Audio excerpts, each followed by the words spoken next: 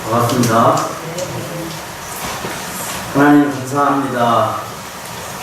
주의 백성들을 주의 말씀으로 함께 나눌 수 있는 축복의 시간 허락하시니 감사합니다. 우리의 심령 깊숙이 주님을 사랑하는 그 고백이 말씀을 통하여 다시 한번 확인될 수 있도록 주님 은혜를 베풀어 주옵소서. 이 여전도회가 살아계신 하나님 앞에 예배하며 헌신을 다짐하는 이 축복의 시간에 하늘의 신령한 말씀으로 채워주시고 이 여전도회가 감당해야 될 귀한 사역을 통하여 교회가 하나님의 나라가 날마다 성행할 수 있도록 인도하여 주옵소서. 종을 세우셔서 하나님 주의 말씀이 증거될 수 있도록 그 믹스를 주장해 줄 줄 믿고 예수님의 이름으로 기도드립니다. 네, 저는 추가로 목사고요. 저도 오래간만에 오게 반갑습니다. 또 예배 인도하기 전에 젊은이 예배에도 가서 인도했는데 제 주 사역은 젊은 친구들 만나서 싸우는 게 제 일입니다. 말을 너무 잘 들어서 잘 싸워야 됩니다. 잘 싸우면 그 아이들이 나중에 부모님보다 또 우리 신앙의 선배들보다 훨씬 더 큰 역할을 감당할 수 있으리라 확신해서 사역을 하고 있습니다. 너무나 잘 아는 말씀이라서 기대가는 필요 없으시죠? 그래도 없으시나요? 기대감이 없는데 없다고 얘기하기는 그렇고 있다고 얘기하기는 거짓말이고 기대하십시오. 저한테 기대하지 마시고 하나님께서 이 시간 저와 여러분의 마음 가운데 하늘의 말씀으로 세워줄 수 있습니다. 고린도 교회 생각하면 무슨 생각부터 들어가는지 잘 모르겠습니다만 분열, 무질서, 성적 문란, 한국 교회가 가지고 있는 모든 문제들은 고린도 교회가 다 가지고 있어요. 고린도 교회는 그런 교회였다는 것이죠. 그런데 감사한 것은 그 고린도 지역에 바울이 들어갔다는 거예요. 그리고 바울이 그 지역에서 사역을 했고 그 사역 때문에 그 고린도 교회가 가지고 있었던 많은 문제들이 하나씩 둘씩 해결이 되고 회복이 됐다는 것입니다. 안양 지역에 석천교회에 정성구 목사님이 여러분 교회 담임 목사가 된 것을 감사하게 생각하셔야 됩니다. 왜냐하면 괜찮은 사람이거든요. 제가 보증할 수 있습니다. 아니, 제가 보증하는데 이미 다 익히 11년 됐다고 그러는데 아시겠지만 그래도 외부인이 와서 듣기 좋으라고 하는 소리가 아니고요. 제가 정수사님한테 잘 볼 이유가 한 일도 없거든요. 굳이. 그런데 지금까지 지켜봐왔던 정수사님의 모습은 고린도 교회 문제를 해결했던 바울처럼 석천교회가 문제가 있다 그런 말이 아니고 그 시대의 문제 해결자로 하나님이 바울을 보냈던 것처럼 이 시대에 여러분이 개인적으로 안고 있는 기도의 제목들, 우리가 세상에 겪고 있는 많은 문제들을 그래도 영적으로 상담하고 말씀으로 풀어줄 수 있는 여러분의 목사님이 계신 것을 감사하게 생각하시라 그런 말씀이죠. 왜 이렇게 고린도 교회가 문제가 많았을까요? 원인이 있었으니까 문제가 있지 않았겠습니까? 근데 바울이 오늘 하는 얘기는 그 모든 문제의 원인을 딱 하나만 꼽으라고 하면 사랑이 없기 때문이라는 거예요. 어떤 문제도 사랑을 갖고 있으면, 사랑이 있으면 다 해결할 수 있다 이 말인 것이죠. 그런데 왜 오늘 고린도전서 13장 13절 그런즉 믿음, 소망, 사랑 이 세 가지는 항상 있어야 되는 겁니다. 근데 그 중에 제1이 사랑이다, 그리고 제1이라는 말은 최우선이라 이런 말도 있지만 사실은 여기 있는 이 제1이라는 말은 그런 의미가 아니고 더 큰 것입니다. 그러니까 믿음이나 소망보다 더 커야 될 것이 무엇이냐라고 이야기할 때는 그게 사랑이라는 거예요. 그러면 이 말이 왜 나오게 됐을까라고 생각해 보면 사실 고린도 교회의 많은 문제들 가운데 하나는 은사 문제입니다. 그 은사 문제는 사실은 이런 거였어요. 야, 네가 이런 은사를 받았어? 와, 축하해. 너무너무 좋겠다. 그 은사를 가지고 열심히 교회 섬겨서 많은 성도들을 이렇게 어른들 인도하면 좋을 것 같아요. 나도 이렇게 축하해주고 격려해주고 용기를 주면 얼마나 좋겠습니까? 그런데 고린도 교회는 그게 아니고 네가 은사를 받았다고? 아이고. 그러면서 상대방이 받은 은사를 깎아내리고 자기가 받은 은사가 최고이고요. 그러니까 상대방을 인정해 주지 않고 자기만 인정해 달라고 이야기하니까 사실 내가 받은 은사와 다른 사람이 받은 은사가 합력해서 선을 이루면 신원 효과가 나서 얼마나 큰 힘을 발휘할 수 있겠습니까? 근데 고린도 교회는 그렇지 않았다는 거예요. 그게 이제 문제인 것이죠. 그 은사가 뭐 방언이냐 통역이냐 이런 내용적인 문제가 아니고 결과적으로 볼 때 왜 바울이 고린도 13장 우리가 흔히 말하는 사랑장이라고 일컬어진 이 말을 하게 된 배경이 뭐냐라고 했을 땐 사랑을 이야기하기 위해서 얘기하는 게 아니고 고린도 교회에 만연했던 이 은사 문제를 어떻게 해결할 것인지에 대한 답을 지금 바울이 무엇으로 주고 있다고요? 사랑으로 주고 있다는 거예요. 그것을 만약 저와 여러분의 삶의 현장으로 연결해 보면 혹시 무슨 문제가 발생하고 뭔가 기도 제목이 있고 그 문제 속에서 뭔가 해결점을 찾으려면 어떻게 해야 되느냐? 우리가 하나님의 사랑으로 돌아가기만 하면 된다. 이렇게도 말씀을 드릴 수 있다는 것입니다. 상대방을 칭찬해주고 격려하고 용기를 불어넣어주는 것은 사실 쉬울 것 같지만 쉽지 않거든요. 집에서도 여러분이 자녀들을 이렇게 믿음 안에서 잘 양육하고 또 성장시키는 과정에서 늘 칭찬하고 격려하고 넌 잘할 수 있어, 너만이 잘할 수 있어 라고 그렇게 격려하고 용기를 불어넣어주면 얼마나 좋겠습니까만 그렇지 않잖아요. 저 원수 같은 이런 얘기 안 하시죠? 저걸 왜 내가 나서 옛날 어른은 그렇게 얘기했대잖아요. 내가 너 때문에 얼마나 힘든지 아니? 사실은 아이가 더 힘든데. 그러니까 그런 부분에 있어서 내가 먼저인 거예요. 부모인 나도 자녀와 상대할 때 내가 힘든데 왜 너는 나의 힘든 것을 알아주지 않느냐라고 이야기하는 것은 사실은 어찌 보면 내가 힘든 만큼 상대방도 우리의 아들도 우리의 딸도 힘든 거예요. 그런데 사실 내가 아프고 내가 힘들고 내가 어려우니까 그래서 내가 여기까지 너를 키워줬는데 이제는 네가 좀 내 아픔을 좀 알아주면 안 되겠니? 라고 요구하는 게 사실 저도 부모님의 마음으로서 그런 마음이 없지 않아 있거든요. 그런데 딱 한 발짝 물러나서 내가 이 아이를 언제까지 어떻게 사랑해야 되는지 그 사랑을 어떻게 표현해야 되는지 그 사랑의 마음을 어떻게 이 아이를 그게 뭐 어린이든 아니면 시집간 딸이든 아들이든 상관하는 그거는 중요한 게 아닙니다. 우리가 부모라고 하는 이름으로 가지고 있다고 하면 그런 관계성이 사실은 유지되는데 자식하고도 그런 관계성이 유지되기 어렵잖아요. 그런데 성도가 만났을 때 그 성도에 대한 좋고 아름답고 귀한 이런 부분들을 칭찬하고 격려하고 박수를 쳐주는 게 머리는 이해가 되는 거예요. 이게 실제적으로 언어적으로 표현되고 고백하고 아이고 집사님 오늘 이렇게 너무너무 이쁘게 머리도 잘 하시고 저처럼 연습도 잘 나오고 맞다고 칭찬을 해야 되는데 호박이 온다고 수박이 되냐고 이런 식으로 얘기하면 어떻게 되겠어요? 이런 것들이 서로의 비판적인 시각으로 상대방을 보니까 교회 와서 기분 좋게 왔는데 갈 때는 기분 죄송하지만 더럽게 가는 거예요. 이게 고린도 교회의 모습이었다는 겁니다. 쉽게 말씀을 드립니다. 그럼 바꿔서 말하면 그 사랑의 모습만 회복할 수 있다고 하면 문제는 없어지는 거잖아요. 사랑이 없기 때문에 모든 은사 문제뿐만이 아니고 분열의 문제든지 성적인 부도덕의 문제든지 결혼의 문제든지 이혼의 문제든지 이런 모든 문제들이 고린도 교회에 있었다고 하면 하나님의 사랑만 회복하면 그 모든 문제들을 해결할 수 있는 열쇠를 쥐고 있는 거예요.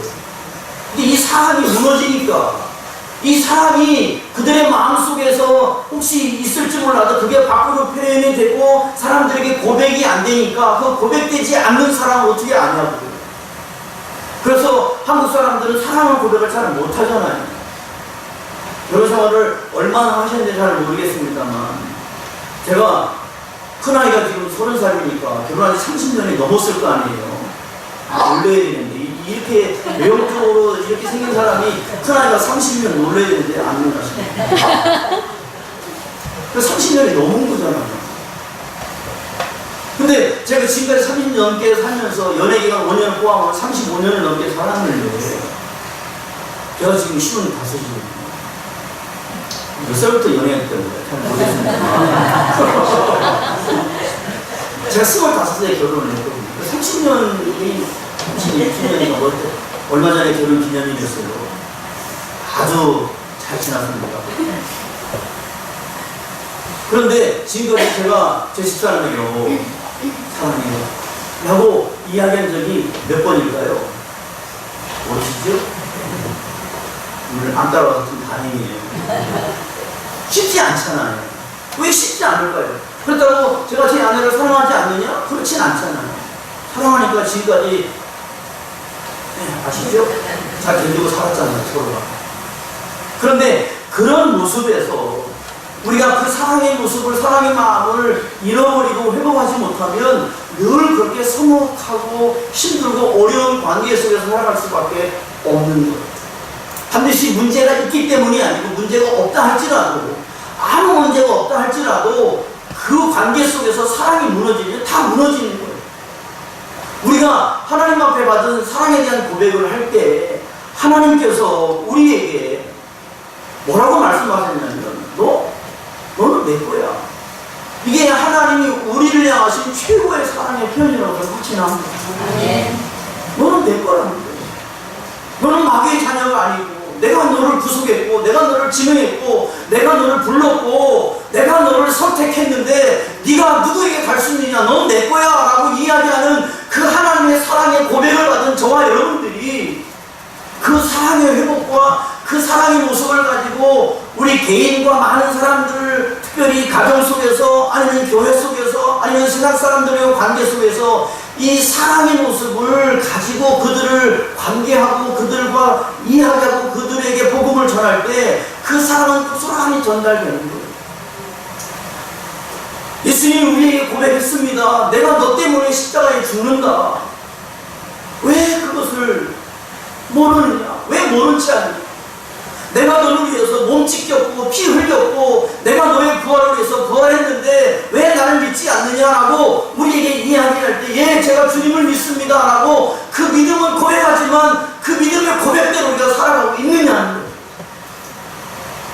생각은 하고 말로는 고백하고 우리의 삶 현장에서 예수 그리스도의 구속의 사랑에 대한 고백을 더 삶의 간증으로 해야 되는데 그게 쉽지가 않아요. 왜? 우리를 흔드는 온갖 종류의 유혹들이 많이 있습니다. 정말 주일날 예배를 드리고 은혜를 받고 내일부터 내가 열심히 새벽기도도 나가고 성경도 열심히 읽고 전도도 하고, 아내는 언제까지 할지 잘 모르겠습니다. 또 막 그렇게 살아가려고 애를 쓰는데 집에서 또 뭐 싸우고 설거지하다가 신경질 나고 왜 나만 설거지 해야 되는지. 누가 해요? 제가 해요? 전 집에서 열심히 하거든요. 설거지도 하고 빨래도 하고 멀리도 하고 대기도 하고 갖다 드리기도 하고. 이제 살아가는 증거예요. 근데 그런 삶의 모습이 그냥 인간적인 관계가 아닌 예수 그리스도가 우리에게 주셨던 그 사랑의 고백을 사람들에게 보여주는 거예요. 굳이 말로 하지 않아도 왜 그렇게 집사님은 늘 웃으시고 늘 그렇게 사랑이 넘치시고, 그렇게 사람들이 질문할 때 다른 이유가 없는 거예요. 예수님이 나에게 주신 사랑의 감격이 그렇게 하지 않고는 견딜 수 없는 마음인 거예요. 그런 마음으로, 그런 사랑으로 살아가는데 무슨 문제가 있겠어요? 문제가 있어도 그 문제를 사랑이 어떻게 된다고요? 그냥 덮어버리는 거예요. 아멘? 아멘. 그러니까 그런 삶의 모습이 사랑에 대한 회복인 거예요. 성령께서 우리에게 뭐라고 말씀합니까? 믿으라는 거예요. 의심하지 말라는 거예요. 내가 너와 함께 하겠다는 거예요. 성령의 역사가 여러분의 삶 가운데 있다고 그렇게 주님이 우리에게 말씀하고 계신 거예요. 그런데 그 성령에 의지하는 삶을 우리가 어떻게 살아가느냐? 다른 거 없잖아요. 그냥 성령께서 우리에게 말씀하시고 말할 수 없는 탄식으로 우리를 위해서 기도해 주시고 주시고 우리가 곁길로 가지 않도록 우리를 딱 붙잡고 계신 그 성령 하나님을 의지하고 살아가면 되는 거 아니겠어요? 또 뭐가 두려워져요? 뭐가 힘들어요? 힘들죠. 두려운 일도 많죠. 그러나 그 힘들고 두려운 일이 없어지는 게 아니고 하나님의 사랑과 예수님의 사랑과 성령 하나님의 사랑이면 그 두려움도 그 무서움도 그 어려움도 극복해낼 수 있는 영적인 힘을 하나님이 우리에게 주신다는 것입니다. 그렇기 때문에 오늘 성경이 뭐라고 사랑이 없으면 뭐라고요? 아무것도 아닌 거예요. 뭐 방언의 은사를 받았든 통일의 은사를 받았든 예언의 은사를 받았든 무슨 은사를 받았든 그런 게 중요한 게 아니고 그 어떤 은사도 사랑으로 하지 않으면 아무것도 아니라. 그러니까 우리가 받은 은사라든지 우리가 받은 좋은 환경이라든지 우리가 받은 재능이라든지 우리가 받은 좋은 환경이라든지 이런 것들을 자랑할 게 아니고 그 받은 은사와 그 좋은 모든 것들을 사랑을 담아서 많은 사람들에게 베풀고 섬기고 나눔이 우리가 감당해야 될 그런 삶의 모습인 것이죠. 그렇기 때문에 모든 문제의 해결의 열쇠가 뭐라는 거예요? 사랑이라는 거예요. 그런데 안타까운 것은 저도 여러분도 예수님을 처음 막 믿고 막 너무너무 감격적으로 살아갈 때의 그때 모습과 지금의 모습을 보면 지금이 더 뜨거워야 되는 거예요. 오래 믿고 예수님을 사랑하는 그 깊이가 더 깊어지고 넓어졌는데 가슴이 좀 냉랭하고 뭔가 머리는 돌아가는데 삶의 현장에서 나타나지 않고 이런 모습들이 우리끼리 얘기지만 솔직한 우리들의 모습이잖아요. 그럴 때 어떤 생각이 드세요? 내가 이거밖에 안 될까? 내가 결심했는데 내가 잘 살기로 열심히 살기로 하나님 앞에 부끄럽지 않은 삶을 살기로 그렇게 기도할 때마다 막 주야 외치면서 했는데 외칠 때만 결단하고 저문을 열고 들어가면 언제 외쳤는지 기억도 안 나고 이런 삶이 우리들의 반복적인 삶이잖아요. 그건 여러분이나 저랑 비슷해요. 저라고 엄청나게 경건하겠어요. 여러분보다 조금 더 경건하기 위해서 애를 쓰고 있는 거거든요. 그러니까 애를 쓰는 거예요. 노력하는 거예요. 무너졌을 때 완전히 무너지지 않고 다시 일어날 수 있는 영적인 에너지를 남겨두고 그 영적인 에너지를 통해서 주님이 우리에게 요구하시는 삶을 살아가고 애를 쓰는 것이죠. 그래서 문제는 그 하나님의 사랑을 회복하는 거예요. 그러니까 문제를 보지 말라는 거예요. 문제 속에서 허우적거리지 말고 문제 속에서 아파하고 낙심하지 말고 그 문제 가운데 역사하시는 하나님의 사랑을 회복하면 문제는 자동적으로 덮어질 수 있고 극복해낼 수 있다. 그 말씀이잖아요. 그래서 우리는 어떻게 오늘 본문이 말씀하고 있는 왜 사랑이 제일이냐 이 부분에 대한 얘기를 여러분에게 함께 나누려고 합니다. 그것은 사랑이 최고의 가치를 지녔기 때문입니다.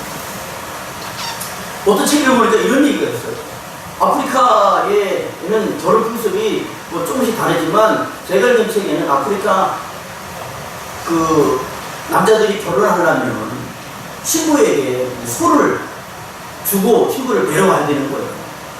그런데 이제 아프리카 추장의 아들이 결혼을 해야 되는데 소를 9마리씩이나 주고 신부를 데려왔는데 그 모습을 본 모든 사람들이 이해가 안 가는 거예요. 왜?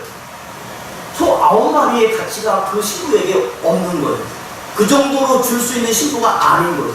근데 신부도 왜 나에게 소 9마리까지는 9마리까지 주면서 그것도 추장의 아들이 초혼을 했을까? 궁금했지만 초혼을 받았으니까 안 받아들일 수 없고 그래서 결혼을 하면서 이 신부가 이런 결정을 내렸어요. 내가 소 9마리의 가치를 증명해 보여야 되겠다. 그래서 그 신부는 끊임없이 소의 가치를 증명하기 위해서 많은 사람들에게 추장의 아들의 선택이 틀리지 않았다는 것을 보여주기 위해서 무던히도 애를 쓰고 노력했다는 거예요. 바꿔서 말하면 우리가 하나님의 사랑을 받은 예수 그리스도의 사랑을 받은 최고의 가치의 사랑을 받았는데 여러분은 여러분의 삶을 통해서 그 사랑의 가치를 어떻게 증명하고 있습니까? 하나님의 사랑이 소 9마리보다 못합니다. 하나님의 사랑이 그 어떤 것보다 비교할 수 없는 최고의 절대적인 가치를 지니고 있다고 하는 것이죠. 그 하나님의 사랑은 땅에 주시고 십자가에 내어주심으로 하나님께서 우리에게 대한 자기의 사랑을 어떻게 했다고요? 확증했다고 말씀하고 있잖아요. 그러면 그 확증된 사랑을 받은 저와 여러분들이 주장의 아들이 선택했던 신부보다 못합니까? 그렇지 않잖아요. 우리가 받은 사랑은 소 9마리의 사랑이 아니고요, 예수 그리스도의 십자가의 구속의 사랑인 거예요. 그 구속의 사랑을 받은 저와 여러분들이 어떻게 살아야 되느냐? 그리스도인의 삶의 가치를 드러내야 되는 것이죠. 여러분의 삶의 모습을 통해서 하나님의 사랑이 이런 것이다 라고 드러내야 되는 거예요. 그냥 여러분의 가슴 속에만 간직할 게 아니고 이 가슴 속에 있는 사랑을 어떻게 구체적으로 삶의 현장 속에서 많은 사람들에게 드러낼 것인지, 그게 중요한 거예요. 역으로 말하면 여러분의 삶의 가치가 떨어진다는 말은 그만큼 하나님의 사랑에 여러분이 멀어졌다는 거예요. 어떤 분이 고백했던 것처럼 하나님께 가까이 하니 내게 복이라, 그렇게 고백하셨잖아요. 하나님과 가까이 하는 게 복인데, 그런데 멀어지면 어떻게 되는 겁니까? 그 가치가 점점점 떨어지는 거예요. 그 가치를 드러낼 수가 없는 거예요. 그러면 왜 그런지에 대한 원인 파악을 하셔야 될 거 아니에요. 내가 왜 하나님에게서 멀어지고 그렇게 열심히 신앙을 하다가, 그렇게 열심히 기도하다가, 내가 옛날 한때는 뭐 전도도 하고, 한때는 뭐도 하고, 한때는 주방에서 일도 하고, 한때는 뭐도 하고, 그게 무슨 소용이 있어요? 한때 하는 거. 사랑은 그런 게 아니에요. 하나님이 우리를 사랑할 때, 우리가 잘할 때, 열심히 할 때, 열심히 헌신하고 충성할 때만 사랑했습니까? 그게 아닙니다. 우리가 멀리 떠나 사랑방탕해도 아버지는 한 번도 그 아들에 대한 마음이 변한 적이 없습니다. 그게 하나님의 사랑이잖아요. 그러니까 그런 변하지 않는 하나님의 사랑을 받은 저와 여러분들이 우리가 하나님을 사랑하는 것에 대한 변화가 있으면 안 되는 거예요. 그러면 원인을 파악했으면, 잘못된 부분들이 발견이 됐으면 뭐 해야 되겠어요? 되게 해야 되죠. 두말할 필요 없이 되게 해야 되죠. 그 회개가 뭐예요? 하나님, 제가 잘못했어요. 용서해 주세요. 만약 제가 하나님은 그런 회개는 안 받을 것 같아요. 무슨 회개를 받을 수 있을까? 내가 만약 하나님이라면 감히 입에 담을 수 없는 말씀이지만, 그래도 우리가 이해하기 쉽게 우리가 해야 될 회개는, 하나님 제가 잘못했습니다. 용서해 주실 거죠? 그렇게 애교를 부리는 회개는 아니라는 거예요. 철저하게 자신을 부정하고 하나님 앞에 깨끗하게 자신의 부족함을 인정하고, 그 부족함이 하나님이 예수 그리스도로 채워야 될 부분인 거예요. 우리가 만약 연약합니다 라고 고백하는 것은 그 다음에 주님, 저의 연약한 부분을 예수 그리스도로 채워주십시오 라고 고백하고 그 예수 그리스도로 충만한 데까지 이르는 것이 회개의 완성본이라는 거예요. 그냥 잘못만 깨닫는 것이 아니고요, 그 깨닫는 잘못 속에서는 내가 돌아가야 될 부분이 뭔가, 여호와 앞에 돌아갈 부분이 뭔가, 하나님의 사랑으로 돌아갈 부분이 뭔가, 그 사랑의 가치를 증명해내지 못했다고 하면 그 사랑을 증명하기 위해서 우리의 삶을 변화시켜야 되는 거예요. 여러분, 세상이 어떤 곳입니까? 세상이요, 안타깝게도 사람을 죽이는 게 합법이라는 거예요. 무슨 말입니까? 지금 헌재가 헌법재판소에서 7대2로 합법화 시켰어요. 낙태가 더 이상 죄가 아니다. 저는 그 소리 듣고 막 기절할 뻔했어요. 여러분, 아무런 감정이 없으실 수도 있죠. 그래서 제가 하도 열받아가지고 지난주부터 저희 교회 총재학부 예배 때 특강을 시작했어요. 낙태는 죄입니다. 오늘 덕분에 다음 주 또 할 겁니다. 그렇다고 우리 교회 청년들이 좀 낙태할 애들이 있는 게 아니잖아요. 불법이에요. 뭐가 불법이에요? 국가가 그렇게 정했어요. 근데 무슨 문제입니까? 여성의 자기를 스스로 보호할 수 있는 그 법을 조금이죠. 이제는 낙태해도 죄가 아니고, 낙태해도 의사가 처벌을 받지 않는, 사람을 죽여도 괜찮다입니다. 22주 이전에는. 더 이상 간통죄가 없어요. 그러나 7계명은 간음하지 말라. 아직도 하나님의 말씀인 간음하지 말라라는 법은 그대로 유효합니다. 생명의 잉태는 시편 130편에 있는 것처럼 하나님 우리를 장부를 지으셨어요. 그때부터 생명의 잉태인 거예요. 더 따지면 이미 우리가 있기 전부터 하나님 우리가 이 땅에 태어날 것을 다 알고 계셨고 그때가 되니까 우리를 태어나게 하셨어요. 그러면 뱃속에 있는 아이가 어떤 상태이든지 간에 어떻게 임신했든지 그게 중요한 게 아니고 하나님의 법은 사람을 죽일 수 없다는 것입니다. 우리는 하나님의 법을 먼저 따라야 되는 것입니다. 우리는 이렇게 살아야 되는 거예요.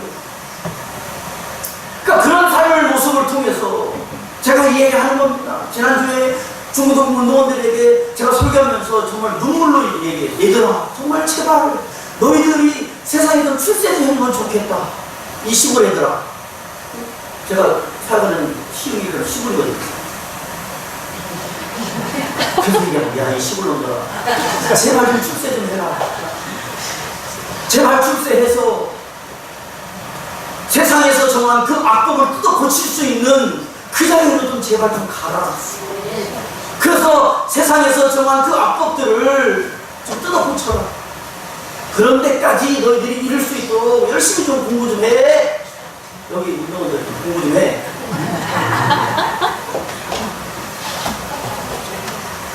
나는 못하지만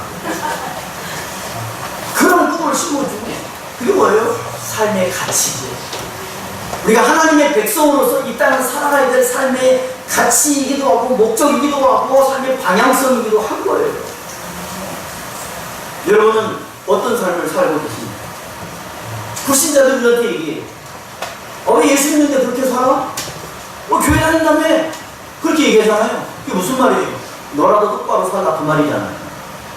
자기네들은 뭐 아무렇게나 살아도 그래도 너는 예수 믿고 너는 교회 다니고 너는 그래도 이 세상 착하게 살아야 되는 거 아니냐. 이 말이 무슨 말입니까? 그래도 이 세상을 바르게 고칠 사람들은 그리스도인이라는 사실을 너희들이 전부 다 아는 거예요. 그러니까 우리에게 더 특별한 윤리적인 아니면 도덕적인 아니면 삶의 가치가 너희들은 더 높아야 된다라고 우리에게 요구하는. 그러니까 우리가 조금만 잘못하면 교회 다니는 사람이 그러냐고 얘기하는데 그 말을 고깝게 생각하지 마시고 우리가 더 똑바로 살아야 되겠다.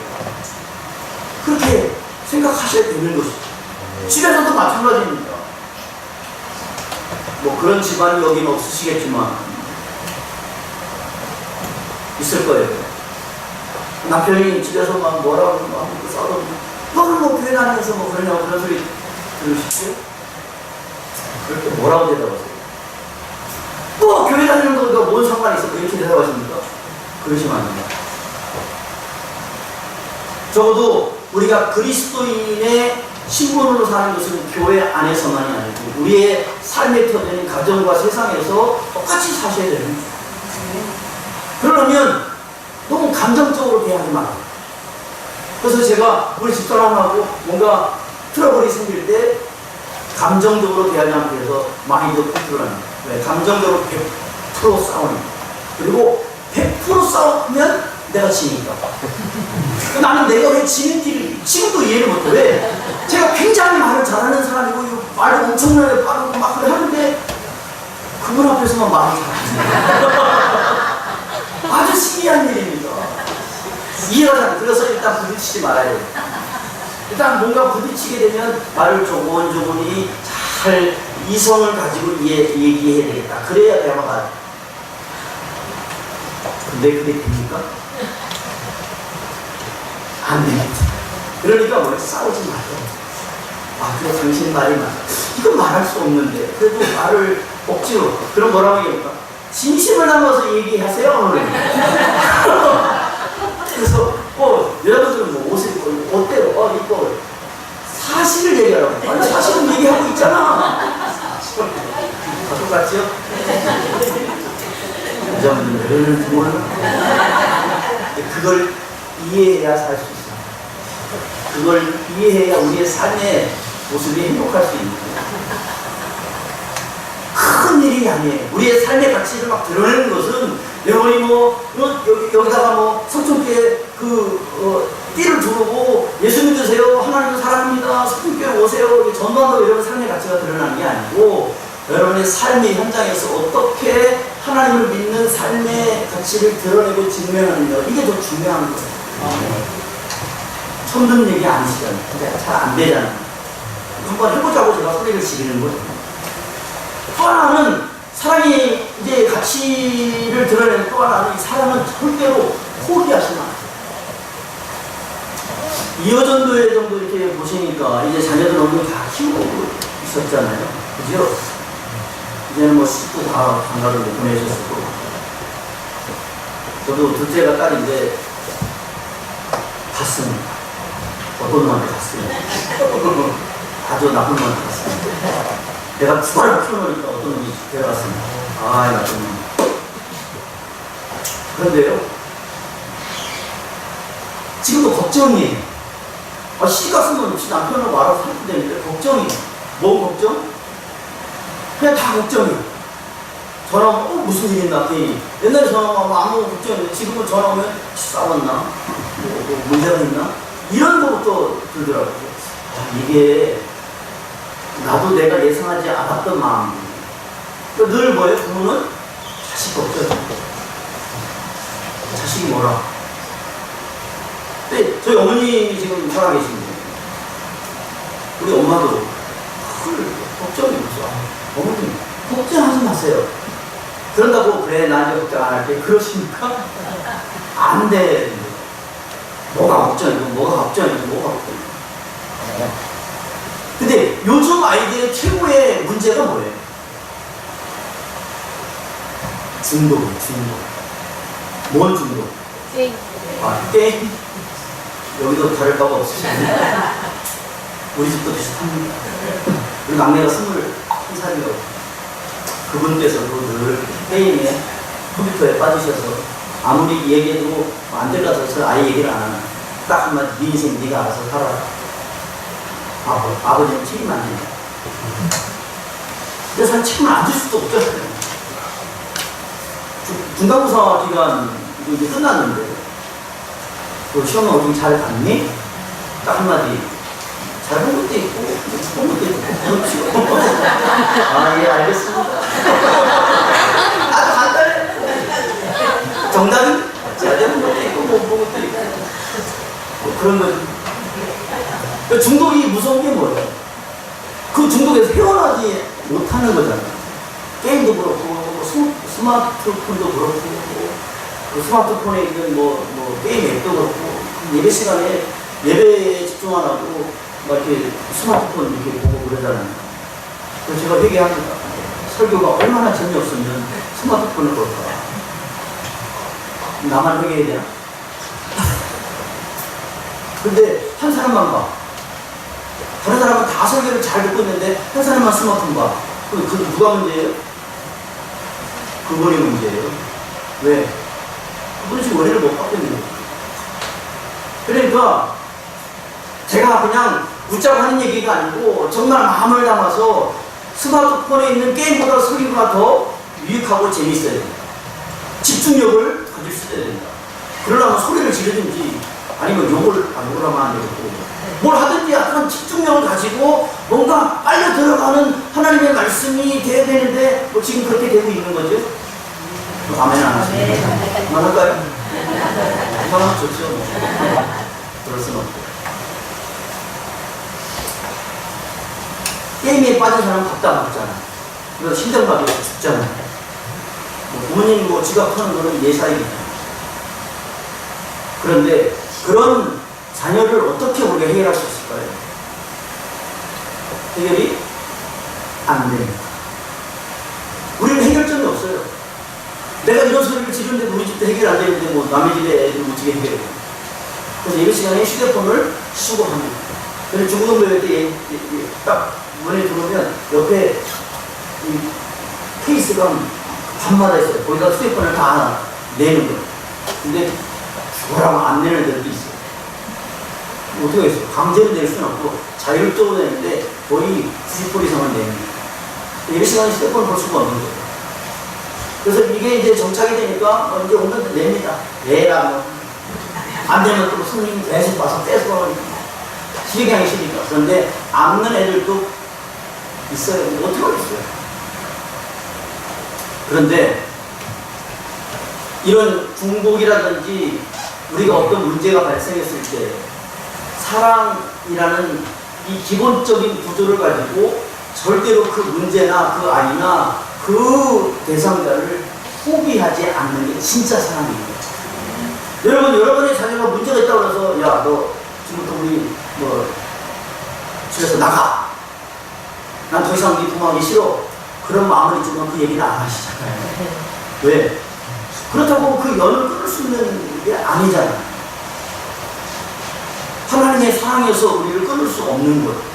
왜? 예수 그리스도의 보혈비로 연결이 되는데 그 보혈의 공로가 사라지지 않는 한 우리는 하나님의 사랑에서 끊어질 수가 없는 존재인 거예요. 그럼 우리도 그 끊을 수 없는 그 하나님의 사랑을 가지고 그 어떤 문제들도 포기하지 않고 그 사랑을 가지고 접근해야 되는 거죠. 나는 여러분에게 이야기합니다. 이제는 하나님의 사랑에 중독되시고 우리는 중독자들이에요. 저도 중독자거든요. 뭐에 중독됐을 것 같으세요? 네? 하나님의 사랑에? 그럼 얼마나 좋겠어요? 안 그래요? 제가 그렇게 막 구경하는 건 아니지만 우리가 이 땅에서 먹고 마시고 즐기고 세상에서 누릴 수 있는 많은 즐거움들이 있잖아요. 그 즐거움들 한 개씩 다 갖고 계시죠? 안 계세요? 저는 많이 갖고 있거든요.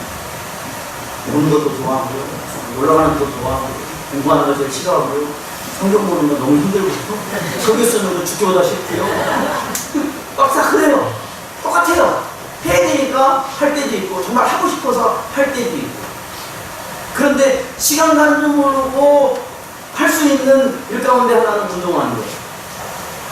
중독이죠. 텔레비 보는 거예요. 야구 보는 거예요. 농구 보는 거예요. 야구장 가는 게 너무 재밌어요. 그런데 중독은 아니에요. 그런데 시간이 지나니까 딱 하나 중독된 게 있어요. 그게 뭐냐면 테니스예요. 제가 수영을 한 5년 정도 하니까 거의 물개죠. 배가 나와서 잘 뜹니다. 그런데 약간 수영도 뭐 한 5년 했으니까 열심히 웬만하면 다 할 줄 알았어요. 5년 했으니까 재미가 없어요. 그래서 바꾼 게 스쿼시예요. 근데 스쿼시는 공간이 밀폐되고 그래서 별로 안 좋아요. 그래서 딱 몇 개월 하고 포기하고 테니스를 갔어요. 그 테니스는 지금 한 10년이 넘었어요. 그런데 작년인가 재작년에 테니스다가 여기 인대가 파열돼 끊어져서 구멍 6개 뚫어서 수술했어요. 한 4개월 정도 재활하고 들어가서 지금 열심히 치고 있어요. 이게 뭐예요? 중독이에요. 그러나 이 중독이 내 개인의 경건의 훈련에 문제가 되면 포기하겠죠. 그래서 합리화하는 거예요. 새벽기도 끝나면 운동장으로 가요. 한 1시간 반 정도 운동을 하고 집에 가서 또 하루 일정을 시작합니다. 근데 그걸 안 하면 너무너무 힘들어요. 이미 거기에 빠져 있는 거예요. 그렇다고 해서 뭐 그것 때문에 막 이런 건 아니지만 그렇게 가다 보면 결국 어떤 부분에 있어서 중독성이 있다는 거예요. 왜 제가 이런 말씀을 드리냐면 나는 여러분이 저나 하나님의 사랑이 조금 더 중독됐습니다. 세상적이 아니에요.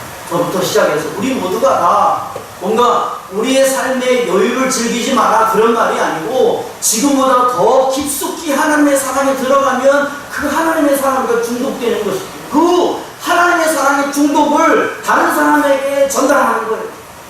다른 사람들에게 그 중독성을 퍼뜨리는 거예요. 어떤 테니스가 아니고 수영이 아니고 하나님의 사랑을 더 많은 사람들에게 증거하고 이게 중독된 사랑의 모습이다 라는 사실을 보여주는 것입니다.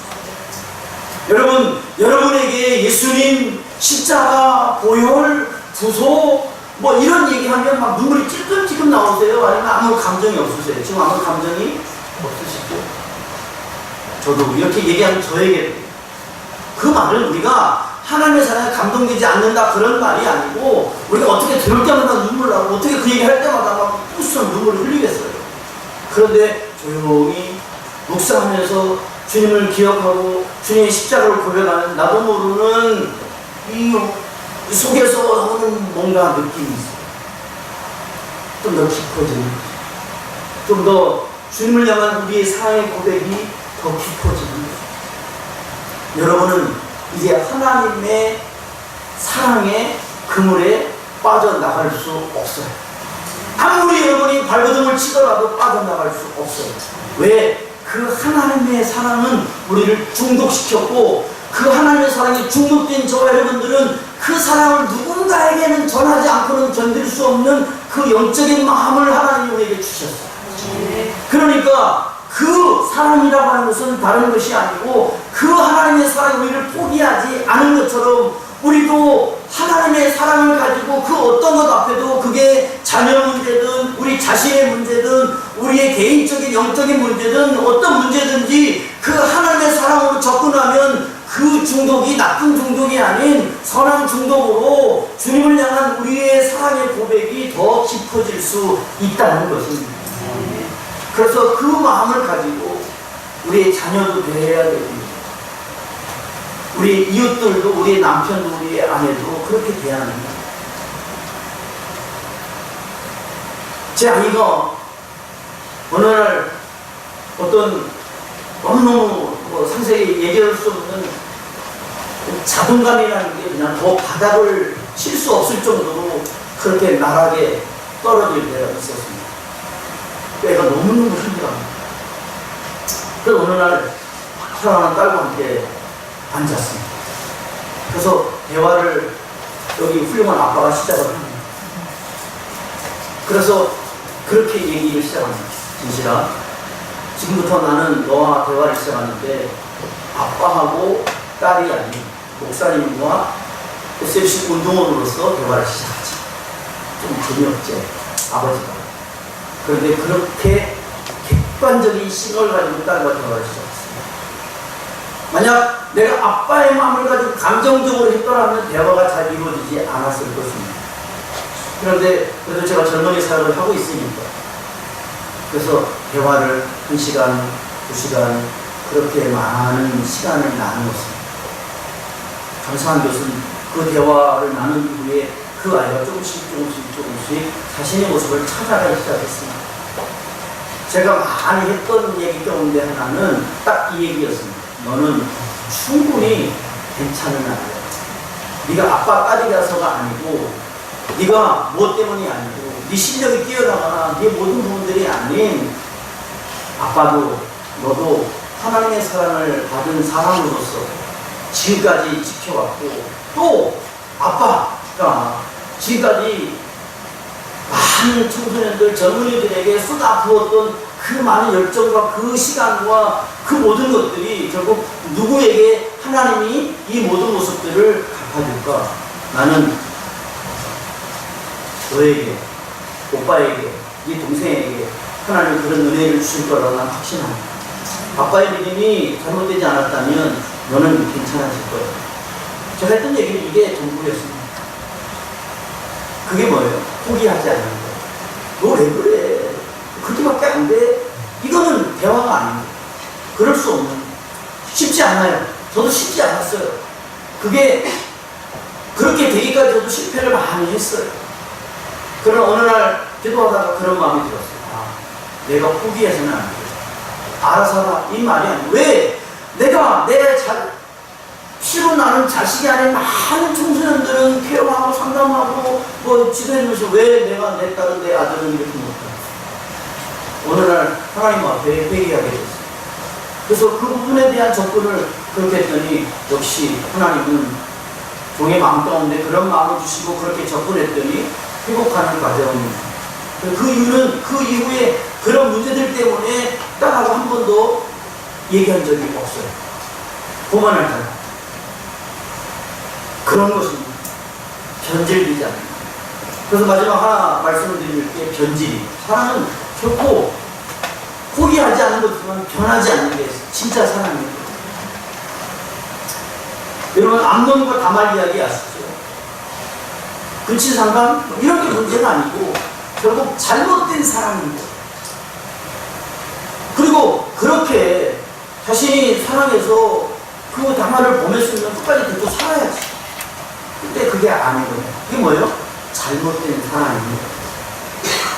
여러분, 오늘날 TV 뉴스를 아이들에게 보여주기가 겁나요. 폭력 사건,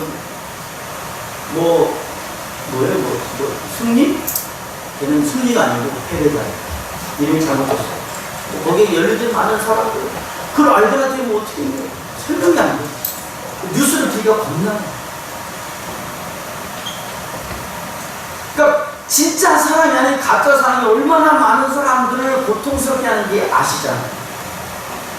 폭력적인 거, 비정상적인 거, 다른 사람들이 힘들게 하는 거. 그런데 하나님의 사랑이 우리를 힘들게 한 적이 한 번도 없습니다. 어떤 문제도, 어떤 상황 속에서도 하나님의 사랑이 개입되면 그 모든 힘든 일들이 눈 녹듯이 다 사라지고 그것을 극복할 수 있는 힘이 생기고, 그래서 이제는 더 이상 문제로 보이지 않는 거예요. 상황이 변한 게 아니에요. 문제가 없어진 게 아니에요. 그런데 상황도 그대로 있고 문제도 그대로 있는데 그것을 보는 관점이 달라진 거예요. 그게 뭐예요? 하나님의 사랑의 회복에, 하나님 사랑이 그만큼 힘이 있고 능력이 있는 거예요. 그래서 변하지 않는 것이죠. 오늘날 많은 가정들이, 또 신혼 초에 이혼하는 가정들이 많잖아. 그 왜 그렇게 이혼할까? 그렇게 죽고 못 살아서 막 같이 살려고 결혼했는데 같이 산지 뭐 신혼여행 가서 헤어지고 그런 사람들. 뭐가 문제인지 뭐 보면 되니까 알 수 없지만, 오늘 이혼율이 우리 OECD 국가들이 막 완투 뭐 이렇게 가잖아요. 이게 얼마나 심각한 문제인지. 그런데요, 제가 드릴 수 있는 딱 한마디 있다면, 남편은 원래 그런 사람이었어요. 아내도 원래 그런 사람이었어요. 근데 우리가 그걸 몰랐던 거죠. 근데 같이 살아보니까 몰랐던 것들이 알아가기 시작하잖아요. 제가 우리끼리 얘기지만 말씀드릴 수 있는 것 그러면, 나는 그분하고 이렇게 친해지는데 굉장히 힘들었어요. 같이 살면서. 왜 이렇게 힘들어? 왜 이렇게 어려워? 내가 정말 사랑하고, 와, 이 사람처럼 이렇게 성격이 좋은 사람이 없다고 생각했는데 제일 안 맞는 게 성격인 거야. 어떻게 되는 거야? 물을 수도 없고 바꿀 수도 없고 그냥 살아야 되는데. 와.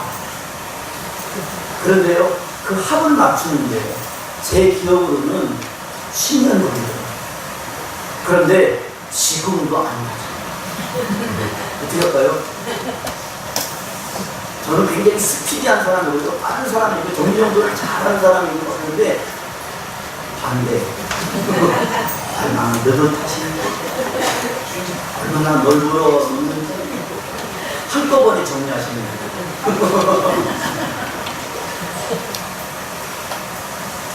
그런데 그게 이해가 안 돼요. 처음. 그게 이해가 안 되니까 어떻게 되겠어요? 이해가 안 되니까 늘 입맞춤이 아닙니다. 힘든 거예요. 그래서 늘 나는 내 입장에서 당신이 변해야 되는 거 아니에요? 좀 나한테 맞춰주면 안 되니까. 그러면 그분께서도 왜 나한테만 맞추라고 하느냐? 내가 남자고 당신이 여자니까 그거 놀리면 안 되는 거잖아요. 이런 것들이 말로는 쉬운데 실제로 살아보면 그게 어려운 거잖아요. 누구 말대로 부부의 사랑이 아닌 뭐 정으로, 의인으로 생각하는데 저희는 뭐 의인으로 살지는 않습니다. 저는 의리가 별로 없어요. 그게 무슨 소리예요? 사랑이 변하지 않아야 되는 그런 걸로 다툴 수는 있지만 본질적인 사랑이 변하지는 않아야 돼요. 우리가 하나님의 백성으로서 때로는 좀 타락할 수도 있고 세상에 뭐를 먹을 수도 있고 세상이 좋아서 세상으로 잠깐 갈 수도 있잖아요. 우리도 뭐 사람이고 타락한 인생이니까 그럴 수 있어요. 그렇다고 해서 하나님의 사랑이 아까 말씀드렸던 것처럼 변하지 않으니까 우리도 그 하나님의 사랑의 본질적인 것을 변하지 않아야 된다는 거예요. 잠시 잠깐 동안 탕자로서 호롱방탕하게 살아갈 수는 있어요. 그러나 그가 아버지 품이 그리워서 아버지 품으로 돌아올 수밖에 없었던 것은 그가 되지도 않는 지연 연애가 없었기 때문이 아니고 아버지의 품이 그리웠기 때문에 돌아갔던 것처럼, 돌아갈 수 있는 것이 그것밖에 없었기 때문이었던 것처럼 우리도 하나님의 사랑밖에 없는 거예요. 그러니까 포기할 수 없는 것이고 변하지 않아야 되는 것이고. 그 우리가 잘 아는 말씀처럼 베드로는 뭐라고 만물의 마지막에 가까웠으니까 너희는 뭐하러 정신을 차리고 근신하고 깨어 기도하라. 그리고 서로 사랑할 때 사랑은 모든 허물을 덮는다고 그랬잖아요. 그러니까 거기서 우리가 해야 될 일이 뭡니까? 근신해서 기도하는 거예요. 아, 내가 부족하구나. 상대방과의 관계 속에서 그게 부부관계든 성도의 관계든 아니면 부모와 자식의 관계든 아, 내가 이런 부분이 부족하구나. 근신할 생각해보는 거예요. 기도해보는 거예요. 그냥 나온다고 말을 막 하는 것이 아니고 왜 그런지에 대한 원인을 분석해서 그 원인에 대한 어떻게 해결할 것인지를 우리가 얘기해야 되는 거예요. 그리고 성경이 뭐라 덮어주는 거예요. 이게 어렵지. 기도할 수 있어요. 돌아올 수 있어요. 그런데 이게 덮어주는 건 어렵더라고요. 저는 어려웠어요. 제가 말씀드렸잖아요. 10년 정도 걸리는 거예요. 사실 10년까지는 여보 이 소리도 못했어요. 얼마나 내가 순진한지. 그게 어색했어요. 그래서 늘 자기야? 처음에 그렇게 불렀던 것 같고 나중에 이제 큰애를 낳고는 누구 엄마 이렇게 불렀다가 또 어느 순간에 이게 아닌 것 같은 거예요. 그래서 사랑스러운 목소리를 여보 처음에는 정말 안 들어요. 정말 어색하고 그런데 조금씩 하다 보니까 연습하다 보니까 그게 되는 거예요. 그래서 남들 앞에서 여보, 와 이거는 있을 수 없는 일이었어요. 저는 상당히 힘들고 어려운 일이었어요. 근데 요즘은 연애할 때부터 여보라고 부르더라고요. 어떻게 이해를 잘 모르겠어요? 그런데 영칭이 바뀌고 호칭이 바뀌니까 그 사람에 대한 생각도 많이 바뀌는 거예요. 그러니까 어떻게 부르는지 굉장히 중요하다. 저는 그랬어요. 그래서 야! 이게 아니고 누구 엄마가 아니고 때로는 이름은 제 아내 이름이 옥희거든요. 성이 변씨예요. 그분의 고향은 백령입니다. 그래서 제가 얘기하죠. 섬사람을 내가 구해줬으면 잘해야지. 어쨌든 서로가 구해준 건 하니. 그래서 이 덮어주는 것들이 사실은 그냥 덮어주는 이런 의미가 아니고 그 모든 허물을 이해하고 용납하고 그 모든 것들을 내가 안을 수 있는 이게 사랑입니다. 이게 하나님 앞에 우리가 받은 포기하지 않는 변질되지 않는 그 사랑의 모습이고 오늘 말씀을 정리하려고 합니다. 언제가 될지 잘 모르겠습니다만 저도 여러분도 이 땅을 마감하는 날이 언제는 올 겁니다. 인생을 마감하기 전에 주님 오시면 참 좋겠지만 제가 볼 땐 그런 일은 쉽지 않을 것 같고 주님 오시기 전에 제가 먼저 주님을 만나려고 해요. 여러분도 아마 그렇게 되지 않을까 싶습니다. 그때 마지막 한마디 해라. 마지막 유언으로 무슨 말을 할까? 라고 그렇게 물어볼 때 지금의 저로서는 이렇게 대답하고 싶습니다. 그래도 잘 살았다. 가치 있게 잘 살았다. 의미 있게 살았다. 목적을 향해서 열심히 달려왔다. 아마 이런 이야기를 마지막 남길 수 있다면 참 좋겠습니다. 저는 여러분도 그런 날을 만들어가기를 주님의 이름으로 축복합니다. 네. 우리는 평범한 사람이 아니에요. 굉장히 특별한 존재입니다. 그 특별하다고 하는 것은 남들을 무시하고 깔보는 특별함이 아니고 우리가 특별히 구별된 존재들이죠. 그 구별된 존재처럼 이 땅에서 살아가야 되는 것이죠. 주님의 피로 값주고 샀다 그랬는데 그것은 이 세상에 그 어떤 것으로 값을 매길 수 없다는 거예요. 응? 어떤 것으로 살 수 없는 거예요. 온 천하를 주고도 한 생명을 살 수가 없는 거예요. 그만큼 우리는 특별한 존재인 거예요. 그러면 그 특별한 존재니까 특별하게 살아가야 돼요.